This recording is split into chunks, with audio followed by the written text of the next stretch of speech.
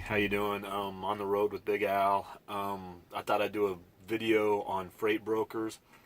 I'll do a video on the first freight broker I dealt with, TQL, Total Quality Logistics. Some good things about them, and some mostly really not that great of things about them. The first thing, kind of the reason they were the first freight broker that I went through, was when you get your own authority, a lot of brokers won't do business with you until you've had your authority for so many days. Some of them are 30 days, some of them are 60 days, and I've dealt with some of them that are up to 6 months before they'll let you broker loads with them. TQL let me broker loads from them from day one, and they were basically one of the first companies I brokered loads with. I also really like their app. They've got a really nice app. I wish some of the other brokerage companies would have apps like that. You can go in and you can place a bid, and if they accept the bid, they'll give you a call, and it's really pretty simple. Now on to the bad things about TQL. They it's they don't pay very well.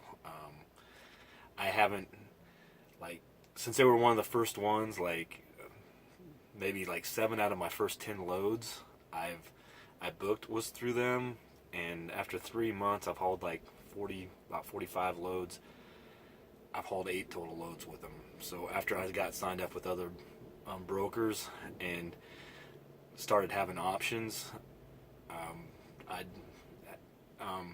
I still, to this day, I put in bids through TQL, kind of knowing what other brokers pay, and kind of what it's worth on my.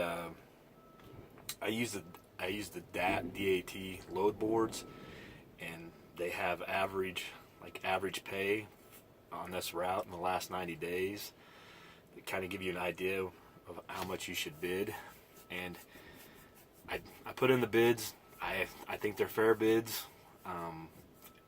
I get the same amount of money through other brokers. TQL just doesn't call you back, or if they do, they just don't pay anything. Like, for example, the load, I'm in Salina right now. I was in Oklahoma City. I was looking for a load to get me back to Kansas. On the DAT boards, had a load from Oklahoma City to Salina, and they had it listed as $450. I was wanting to get home, but I wasn't going to do it for $450. It was about It's about 280 mile trip. I went in and put $600 down. They never called back. Never accepted the bid. I was looking through it, found another broker, load Oklahoma City to Salina, Kansas. Paid $700. I didn't have to. That's what they offered. I didn't have to argue or anything, so I did it for $700. That's quite a bit of difference. And I just feel like I've heard some bad stories about TQL. They try to, like, they lowball you. Even I've heard stories of where you bid a load and they call and cancel it, and kind of the thought behind it is they found somebody else. They basically found somebody else to do it cheaper. I honestly don't know how TQL gets all their loads hauled, with how cheap they try to do everything. I'm a businessman, and I'm for everybody making money, and what's fair is fair. TQL can't be in business without the truckers. They need truckers, so they need to treat the truckers fair. They can't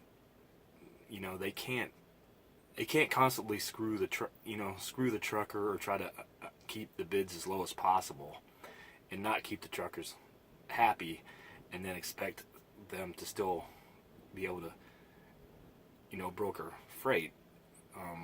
We're kind of, the brokers and the truckers are in, kind of business together. Both parties need to be happy, and we both need to make, money, and it's got to be fair. There's plenty of money out there for both of us, and I just feel like TQL isn't like being fair to the truck drivers. Like, you can have your own opinion on them.